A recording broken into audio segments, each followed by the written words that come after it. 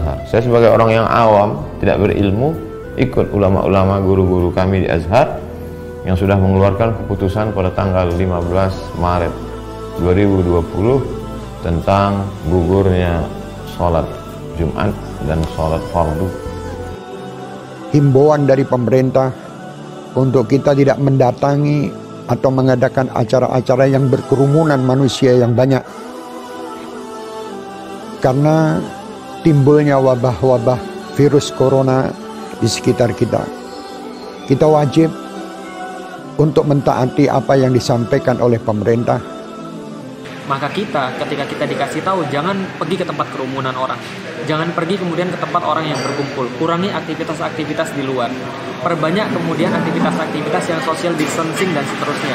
Termasuk, misalnya contoh, sholat di rumah untuk sementara waktu. Berarti kita sedang pergi dari satu keputusan hukum kepada keputusan hukum yang lain, yang insya Allah sama-sama halal. Menyimak begitu banyak polemik tentang sholat di rumah, AA, pimpinan Darut Tauhid dan seluruh jajaran Darut Tauhid memutuskan untuk sepenuhnya mengikuti fatwa Majelis Ulama Indonesia.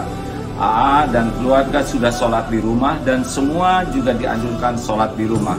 Apabila di negeri itu ternyata yang sudah terinfeksi banyak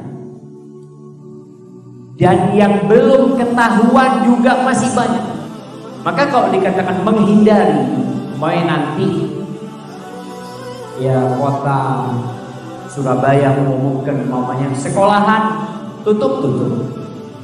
Nggak ada sholat berjamaah di masjid, sholat di rumah kalian. Nah, di situ kita taati. Yang ingin saya sampaikan pada kesempatan kali ini, amanah dari Imam Besar Sayyidil Walid Al-Habib Muhammad Rizik bin Hussein bin Syihab.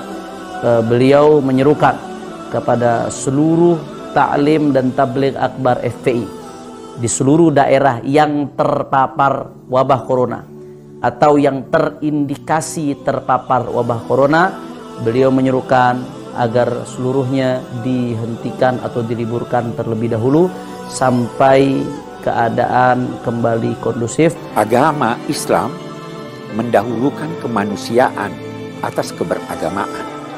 Karena itu tidak heran fatwa ulama-ulama menyatakan bahwa tidak wajib untuk melaksanakan sholat Jumat demi menjaga keselamatan jiwa manusia.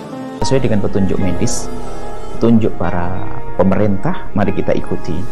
Jika kita tidak boleh berkumpul di sebuah tempat, mari kita ikuti, karena kalau sudah medis yang mengatakan dibarengi dengan pemerintah, insya Allah untuk kemaslahatan kita.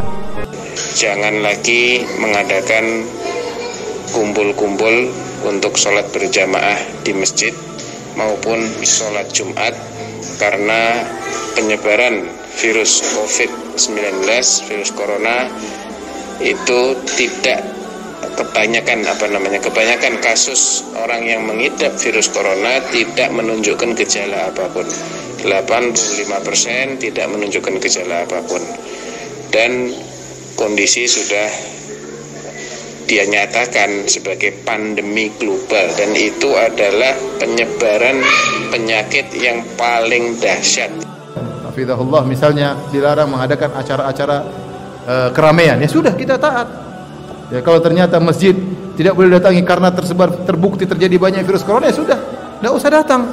Mengurangi mobilitas, social distancing, hindari kerumunan massa, hindari keramaian, cukup berada di rumah kecuali ada darurat yang sangat mendesak. Kata mereka virus corona itu konspirasi Dajjal. Buktinya MUI Majelis Ulama Indonesia mengeluarkan semacam fatwa atau himbauan untuk menutup masjid. Tapi mal-mal, PT-PT, tempat hiburan dan maksiat kenapa tidak ditutup? Kenapa masjid aja? Kata mereka begitu, saudara. Maka saya jawab, dungu. Sejak kapan Majelis Ulama Indonesia MUI mempunyai wewenang untuk menutup PT atau menutup mal-mal atau tempat hiburan? Sejak kapan? Kau suruh yang punya PT, yang punya mal itu menutup mal mereka dan menutup PT-PT mereka. Dalam keadaan darurat dan semua orang memandangnya darurat, sejalan juga dengan protokol dari pemerintah, maka ibadah sholat itu dapat dilakukan di rumah masing-masing. Termasuk untuk sholat Jumat bisa diganti dengan sholat zuhur.